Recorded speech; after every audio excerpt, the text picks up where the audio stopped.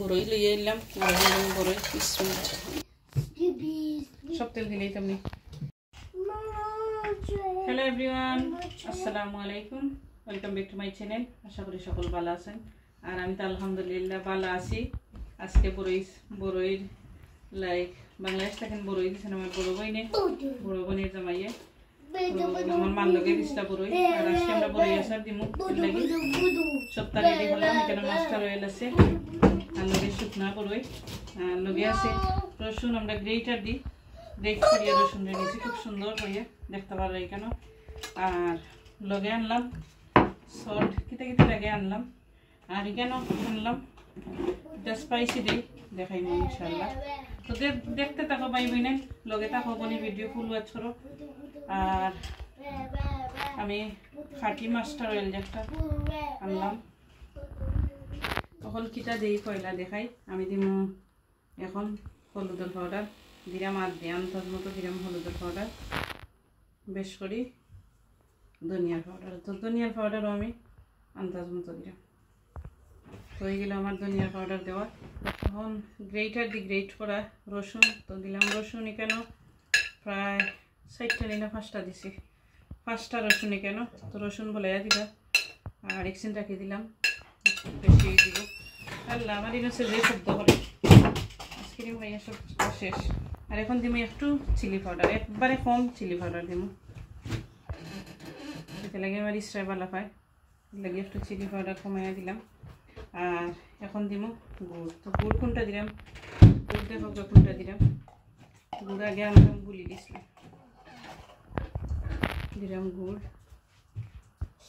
তো যারা ভালো পাইন বড়ই দেশটা কিন্তু ফুকাইয়াই নিবা আর ও দেশ আতর কান্দাত গুড় পাইবা তেল পাইবা সবটা সুন্দর করে দিয়া আনলা। বড়ই বেশি আনতে পারবা যদি আচার দিয়ে না দিয়া আনেন, তাহলে এই বড়ই একবারে পাতলা ফুকাইয়া বেশ করে বড়ই আনলা। আর এটা নাইয়া সুন্দর করে আচার দিয়া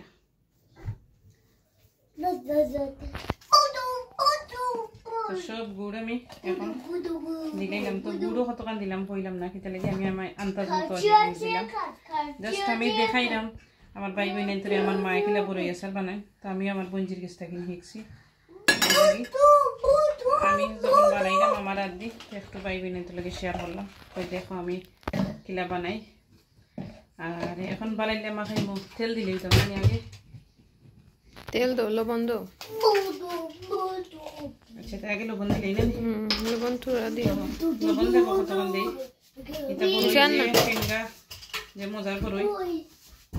আমি লবণ দিলাম আন্দাজ মতো, স্বাদ মতো লবণ দিলাম আর তেল দিলাম বইয়ের স্বাদ মতো। সব তেল দিলেই তেমনি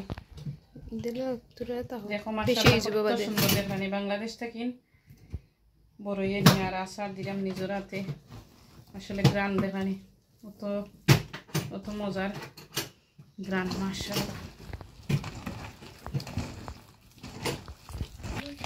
হয়ে গেল আমার মাখানি সুন্দর করে। আর এখন আমি কুকারে যাইম, অয়েল বইম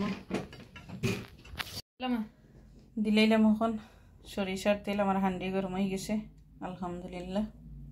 এখন দিলাইলাম আমি রসুন। আমার তেল গরম হয়ে গেছে বালাইলে আমি একদম স্লো গ্যাসে দিয়া আর তেলটা সুন্দর করে গরম করে নিচ্ছি। নিয়ে এখন রসুন একটু লাল লাল করবো, অত লাইক জ্বালাইতাম না, একটু ব্রাউন করবো নাকি লালটি কালার থাকবো। ওইগুলো আমার মাখানি বেলাইলে এখন যাই মুরগি আমি কুকারও